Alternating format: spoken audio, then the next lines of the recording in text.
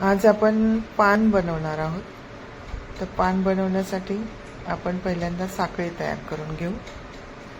तर आपल्याला 15 साखळ्या तयार करून घ्यायच्या। 1 2 3 4 5 6 7 8 9 10 11 12 13 14 आणि 15 साखळ्या तयार करून झाल्या। आता सिंगल क्रोशे करायचे आहेत आपल्याला।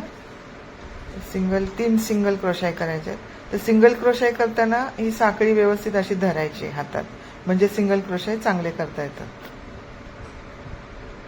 अशी एका हाताने साखळी धरून ठेवायची। एक सिंगल क्रोशे झाला, दुसरा सिंगल क्रोशे झाला, अजून एक सिंगल क्रोशे, हे 3 सिंगल क्रोशे झाले। आता आपल्याला एक हाफ डबल क्रोशे करायचा। हाफ डबल क्रोशे, आता एक डबल क्रोशे,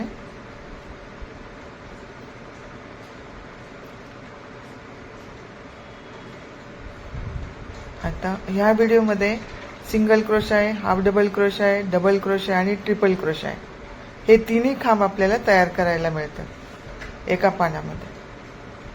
आता 5 ट्रिपल क्रोशे। तुम्हाला हे सगळे खांब बघायचे असतील तर माझ्या आधीच्या व्हिडिओमध्ये जाऊन तुम्ही बघू शकता। दुसरा ट्रिपल क्रोशे,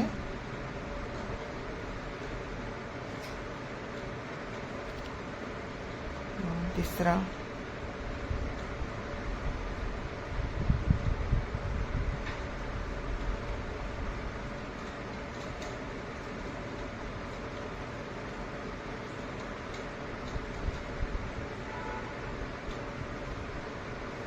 तीन झाले। चौथा ट्रिपल क्रोशे करते।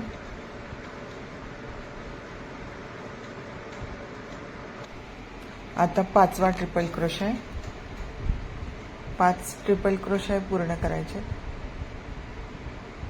हा 5वा ट्रिपल क्रोशे चालू आहे। हे 5 झाले। आता एक डबल क्रोशे, एक डबल क्रोशे, आता एक हाफ डबल क्रोशे आणि 3 सिंगल क्रोशे। 3 सिंगल क्रोशे करूया। 1 2 आणि हा तिसरा। हे झालं अर्ध पान। ठीक आहे, एक बाजूनी तयार झाले पान। आता दुसऱ्या बाजूनी पण आपल्याला असंच विणायचं। हे अर्ध पान कंप्लीट झाले। आता आपल्याला इकडच्या बाजूनी पण असंच सेम असंच विणायचं। सुरुवातीला 3 सिंगल क्रोशे,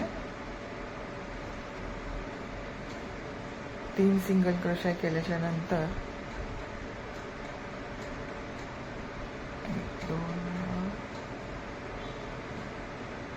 3 सिंगल क्रोशे झाले की एक हाफ डबल क्रोशे करायचा।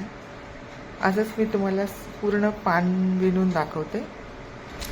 हे बघा, पान पूर्ण तयार करून झालेले। अशा प्रकारे एक सुंदर पान झालेले तयार करून बघू शकता। आणि अशाच वेगवेगळ्या व्हिडिओ बघण्यासाठी तुम्ही लाईक, शेअर आणि सबस्क्राईब करा।